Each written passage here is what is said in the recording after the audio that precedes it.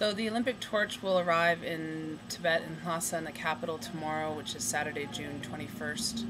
Um, there are articles now being filed by the handful of journalists that have been allowed to go and cover just this event. Of course, their access is restricted. There's no freedom of movement or freedom of press. They're just allowed to cover a certain aspect of the torch relay in Tibet. There is still no independent observer access or media access to Tibet, and there really are no foreign visitors or tourists. I understand there are some Chinese tourists, but that's really it. So Tibet is essentially locked down, closed off from the world, but the International Olympic Committee still thought it would be a great idea to let the Chinese parade the torch through Tibet while Tibetans are living in a state of fear under a brutal clampdown. Thousands are missing, detained, I'm sure as I say this, being beaten, tortured, subjected to the most inhumane treatment. Amnesty International came out this week with a report saying that at least 1,000 Tibetans are missing and detained, and there's reports of their mistreatment. I think that number is very low, but the problem is there's no access to Tibet, so how do we find out what the true numbers are? We've heard that there's possibly even, more than 1,000 Tibetans from Umdongava alone who are missing and detained since March. And so I can't imagine what the true numbers really are. Jeffrey York's article from the Globe and Mail in Canada, he says that the Tibetan capital is under lockdown for the torch relay.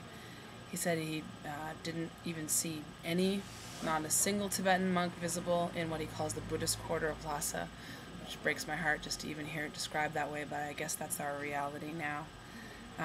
He talks about the slogans that are up, propaganda slogans on banners that say things like great ethnic unity and bless the motherland, joyfully greet the Olympics, were displayed on signboards across the city.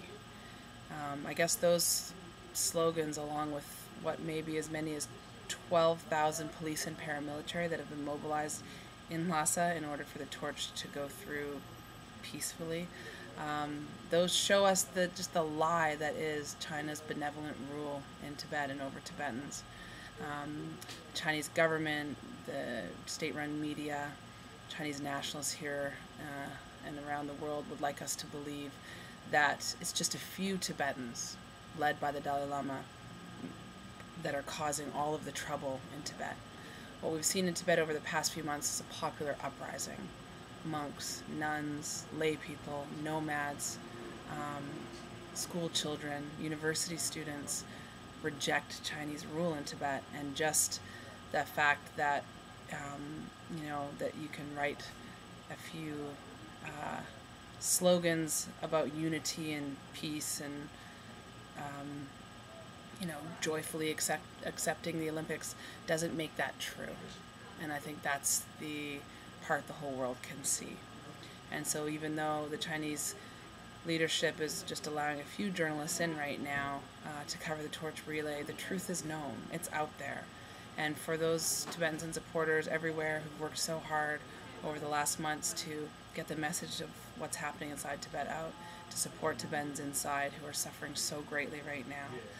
We've tried to stop the Olympic torch from going into Tibet. We appealed to the decency and the humanity of the world, of the International Olympic Committee, and they went ahead with this anyway. And I think it just shows that anything good that may come of these Olympics and anything that may, happen on the positive side in Tibet, any change that comes out of these games will not be because the IOC gave China the games. It'll be in spite of them.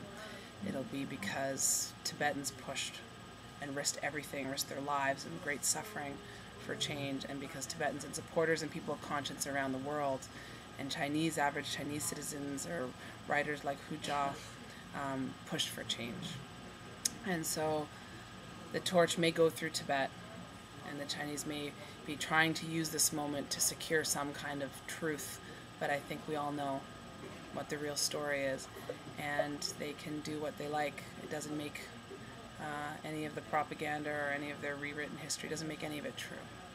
And we'll continue to fight, and we will continue to push for real and meaningful change in the peaceful ways that we have done for so many years, and the games are coming, and I think the Chinese government can't hold back the tide of change that will eventually sweep not just China, but the occupied territories of Tibet, of Xinjiang or East Turkestan, southern Mongolia, and other places where they rule only through force. And the minute that that force is removed or lessened in any way, the people will speak for themselves. And they're doing it now when they're living in such fear and knowing what the terrible ramifications of their actions will be. Imagine, what will happen when change comes to China. For now, I think, we need to watch really carefully what's happening inside Tibet as the torch goes through. I don't know that we'll see or hear of any protests that might happen, but that's just because, through just overt military and authoritarian presence, the Chinese government is securing a protest-free torch relay, or will try to, and the International Olympic Committee helped them do that, and I think that the IOC should be ashamed. Chinese leadership should be ashamed, and in the end, I think what we have on our side is the truth that the world sees.